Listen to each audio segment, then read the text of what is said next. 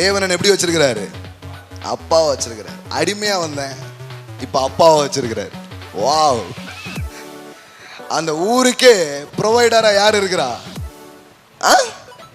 யோசேப்பு இருக்கிறான். ஜீவ ரட்சண்யம் செய்யும்படி அவர் என்னை உங்களுக்கு முன்னே அனுப்பி வைத்தார். அடிமை ரட்சகனான கதை.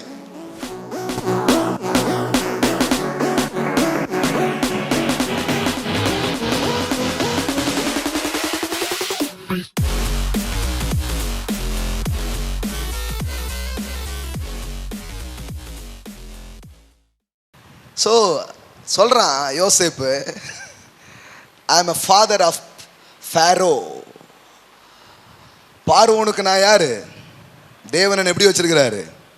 அப்பாவை வச்சிருக்கிறார். அடிமையாக வந்தேன், இப்போ அப்பாவை வச்சிருக்கிறார். வாவ்! அந்த ஊருக்கே ப்ரொவைடரா யார் இருக்கிறா? யோசேப்பு இருக்கிறான். ஜீவ ரட்சண்யம் செய்யும்படி அவர் என்னை உங்களுக்கு முன்னே அனுப்பி வைத்தார். அடிமை ரட்சகனான கதை. புரியல கொஞ்சம் பேருக்கு?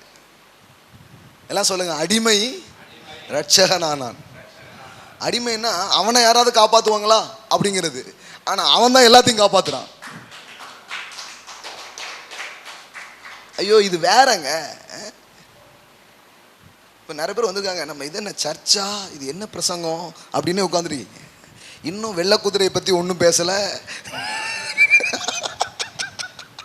இன்னும் அந்தி கிறிஸ்துன்னு ஒரு வார்த்தை கூட வரல, மூணாவது வானத்தை பற்றி எதுவுமே சொல்லலையே. இவர் பரலோகங்கிற வார்த்தை இவர் வாயில வரவே இல்லையே. போகிறோம். அப்போ என்ன சொல்லிட்டு இருக்கிறேன்?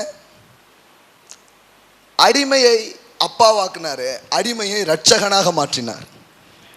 என்னை யாராவது காப்பாற்றுவீங்களா? ஜெயிலுக்குள்ள இருந்து கூட ஒரு புறா யோசேப்பு சொல்றான், டேய் மறந்துடாதடா, எப்படியாவது சொல்லி என்னை எஸ்கேப் பண்ணி விட்டுரு அப்படிங்கிறான். இந்த கனவுக்கு இன்டர்பிரேஷன் சொல்லி அனுப்புறான் இல்லையா? ரெண்டு பேர் கனவு பார்க்குறான், ஒருத்தனுக்கு அர்த்தம் சொல்லி என்ன பண்ணுறான், அனுப்புகிறான். அவனை சொல்கிறான், ஏய் உயர்ந்திருக்கும் போது என்னை நினச்சிக்கோன்ட்டு சொன்னதுனாலவே என்னவோ தெரியல மறந்துட்டான். சிலருக்குலாம் ரொம்ப ஹட் ஆகிடும் இல்லையா? ஒருத்தங்களுக்கு உதவி செய்கிறீங்க, அதை மறந்துட்டாங்க, உங்களுக்கு எப்படி இருக்கும்? எப்படி ஃபீல் பண்ணுவீங்க? நன்றி கெட்ட உலகமடா அப்படின்றீங்க. நீங்கள் லாஜிக் தத்துவம் எல்லாமே வர ஆரம்பிச்சிட்டோம். அவன் மறந்துட்டான். ஆனால் நான் உங்களுக்கு சொல்லட்டுமா, ஒருத்தர் மறக்கவே இல்லை, கரெக்டான நேரத்தில் ஞாபகப்படுத்துறாரு. கரெக்டான நேரத்தில் ஞாபகப்படுத்தி கரெக்டான இடத்துல ஃபைலை ஓப்பன் பண்ணி அவனை உள்ளே இருந்து வெளியே தூக்கி கொண்டு வர்றார். நான் சொல்கிறேன், என்னை விடுவிப்பார் யார் என்று எண்ணுகிறவனை கொண்டுதான் தேசத்தையே தேவன் விடுவித்தார். ஆமென். ஸோ உங்களுடைய சூழ்நிலையை வச்சு, நீங்கள் கடந்து போகிற காரியங்களை வச்சு உங்களை நீங்கள் டிட்டர்மைன் பண்ணாதீங்க, உங்களை அளக்காதீங்க, உங்களை வரையறை செய்யாதீர்கள். Don't determine your self.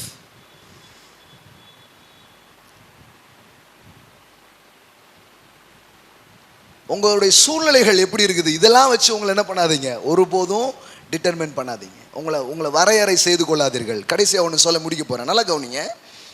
இப்போ ஒன்றுமில்லாமல் போன ஆள், இவனால் அந்த ஊரே என்ன ஆயிடுச்சு? நல்லா ஆயிடுச்சா? நல்லா இல்லையா? நல்லா ஆயிடுச்சு. ஆமென். இப்போ அவன் நல்லா இருக்கிற காலத்தில் யார் அந்த ஊருக்கு வரா? யார் வந்தா? 70 பேர் வராங்க.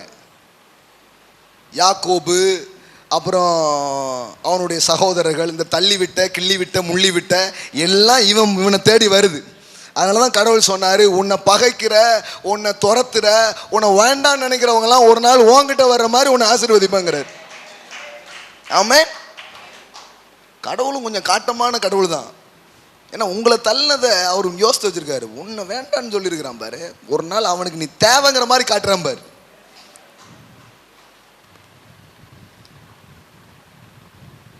வசனத்திலிருந்து சொல்கிறேன், உங்களுக்கு விளங்குதான்னு தெரில.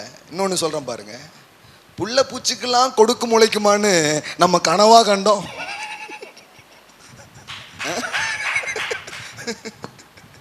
இது வேற டிரான்ஸ்லேஷன். பார்த்தா கடவுள் என்ன பண்ணிட்டாரு, அவனை உயர்த்திட்டாரு. இப்போ 70 பேர் வர்றாங்க, இவனை பகைச்ச, இவனை இது பண்ண எல்லாருமே அங்கே வர்றாங்க. அவங்களுக்கு வந்து ஒரு பெஸ்ட் பிளேஸ் அவன் கொடுக்குறான், கோசேன். அந்த ஊர் பேர் என்னது? கோசேன். கோசேன் வந்து அந்த முழு எஜிப்திலேயே ரொம்ப பிளண்டியான ஒரு இடம், ரொம்ப சிறப்பான இடம் எதுனா இந்த கோசேன். நீங்கள் யோசித்து பாருங்க, தனக்கு துரோகம் செய்த, தனக்கு இவ்வளோ பண்ண ஆளுக்கு என்ன பண்ணுவோம்? முதல்ல ஊருக்குள்ளே அவனை விடாதீங்க, வாசல்லே விரட்டிடுங்கன்றுவோம். அப்படியே விட்டாலும் சரி கஞ்ச ஊத்து அப்படின்னு இருப்போம். ஆனால் இவன் என்ன பண்ணுறான்னா நன்மையினாலேயே பழி வாங்குறான்.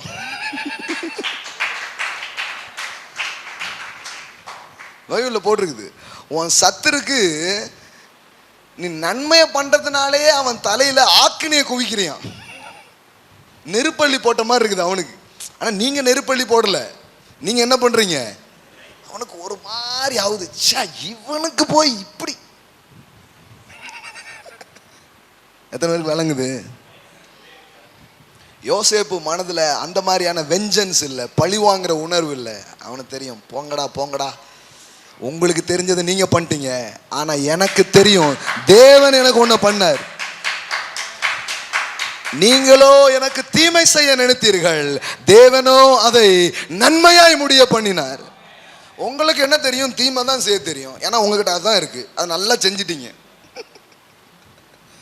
சிலர்லாம் நல்லா செஞ்சுட்டாங்க, நமக்கு செஞ்சிருவேங்கிறாங்களா, அந்த மாதிரி செஞ்சிருக்கிறாங்க. ஆனா அவர் பார்க்குறாரு, யோசேப்புக்கு அது விளங்கிடுச்சு. நீங்கள் எனக்கு தீமை செய்ய நினைத்தீர்கள், செய்தீர்கள், நினைச்சதை செஞ்சிட்டீங்க. ஆனா கர்த்தரோ, எல்லாம் சொல்லுங்க, கர்த்தரோ மனிதம் பண்ணினதுலயே உங்க வாழ்க்கை ஃபுல் ஸ்டாப் ஆகிறது இல்லை. மனுஷன் தீமை பண்ணிட்டு போயிட்டான், ஆனா கர்த்தரோ அதை நன்மையாய் முடிய பண்ணுகிற ஒருவர் இருக்கிறார். அவர் தான் உங்க வாழ்க்கையின் இறுதி பக்கத்தை எழுதக்கூடியவராக இருக்கிறார்.